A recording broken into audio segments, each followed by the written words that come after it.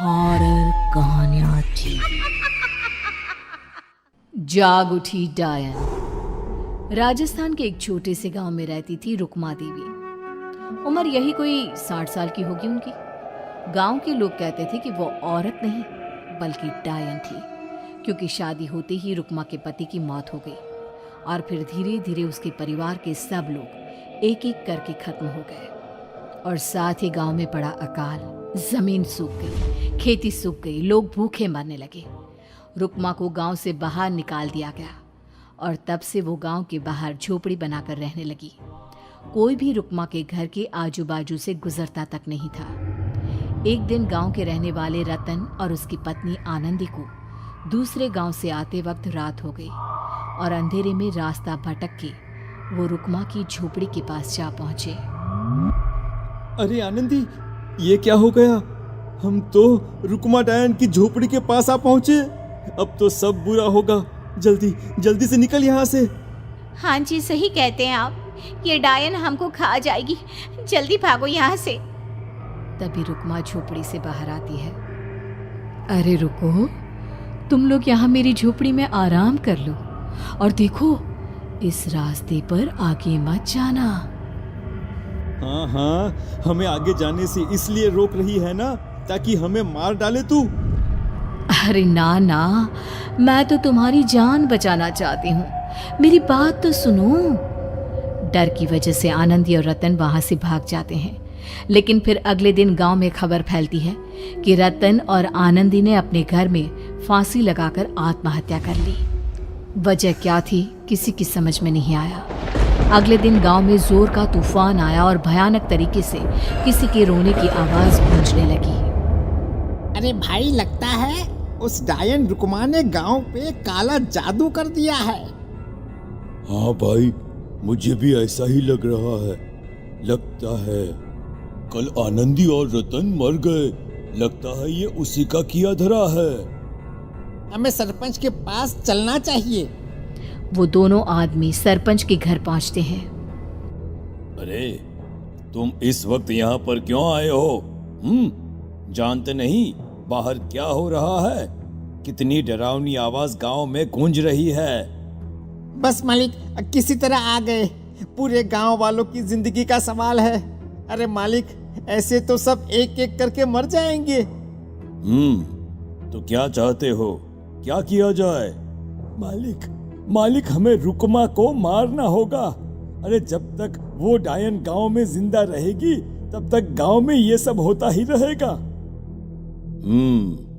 शायद ठीक कह रहे हो तुम लोग, मगर ये काम करेगा कौन? मालिक, अगर आप कहे तो हम दोनों मिलके इस काम को अंजाम दे दे। बस आपको हमें यकीन दिलाना होगा कि हम पकड़े नहीं जाएंगे। ठीक है, लेकिन बाहर जो आतंक का साया है उसमें तुम दोनों रुक्मा तक पहुंचोगे कैसे? हैं? क्या तुम्हें डर नहीं लगता? मालिक, आप उसकी चिंता ना करें। काल भैरव का भभूत है हमारे पास। रुक्मा तक पहुंचकर आसानी से मौत के घाट उतार देंगे उसको। हाँ, मैं भी चलूंगा तुम लोगों के साथ। उस डायन को मरते हुए देखने की बड़ी इच्छा है मुझे। सरपंच उन दोनों लोगों के साथ गांव के बाहर की तरफ चल देता है। गांव में घनघोर काली रात पसरी हुई थी और दिल दहलाने वाली चीख की आवाज माहौल को बेहद खौफनाक बना रही थी। हाथ में काल भैरव का भभूत लिए वो तीनों रुक्मा की झोपड़ी की तरफ जा रहे थे।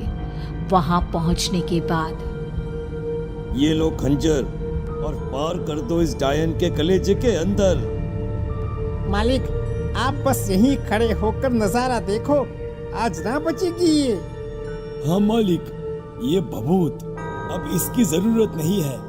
मैं इसे यहाँ पेड़ की डाली पे रख देता हूँ। लौटते वक्त हमारी रक्षा करेगा।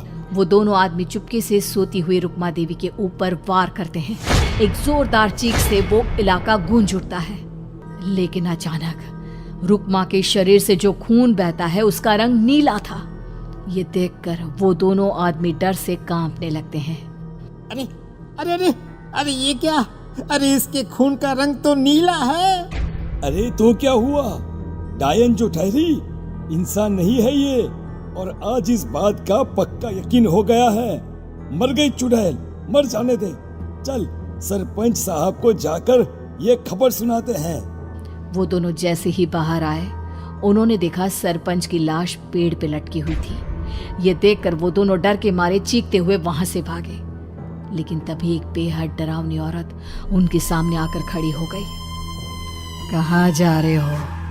तुम्हें क्या लगा किसी का खून करके बच जाओगे तुम? कौन हो तुम? कौन हो? हमने तो डायन को मारा है, कुछ गलत नहीं किया भाई। वो डायन नहीं थी, वो इस गांव की रक्षा कर रही थी। तुम कौन हो? और तुम्हें कैसे पता वो कौन थी? उसने रतन और आनंदी को मार डाला। रतन और आनंदी को मना किया था रुक्मा ने इस रास्ते से आगे जाने से, पर वही दोनों माने नहीं, और उन दोनों ने मुझे देख लिया था, इसलिए उनका मरना तो तय था। क्या मतलब तूने मारा था? और हम समझ रहे थे कि रुक्मा ये सब कर रही है। अरे वो तो मेरे कब्जे में थी, रोज अपने खून का चढ़ावा देकर इस गांव को बचा रही थी, तभी तो उसका खून नीला पड़ गया था। लेकिन तुमने तो उसे मारकर मेरा काम आसान कर दिया। अरे नहीं नहीं, हम नहीं मानते कि ये सच है। नहीं मानते तो बताओ सरपंच कैसे मरा फिर?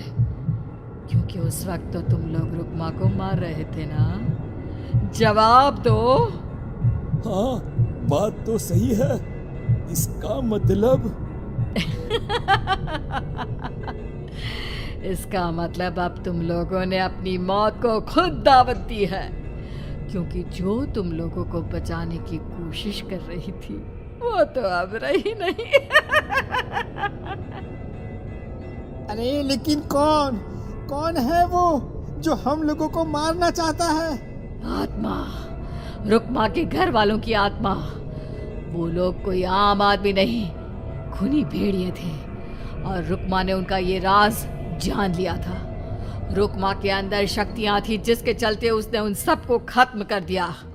क्या? अरे लेकिन पूरा गांव तो समझ रहा था कि रुक्मा अपने घर वालों को खा गई।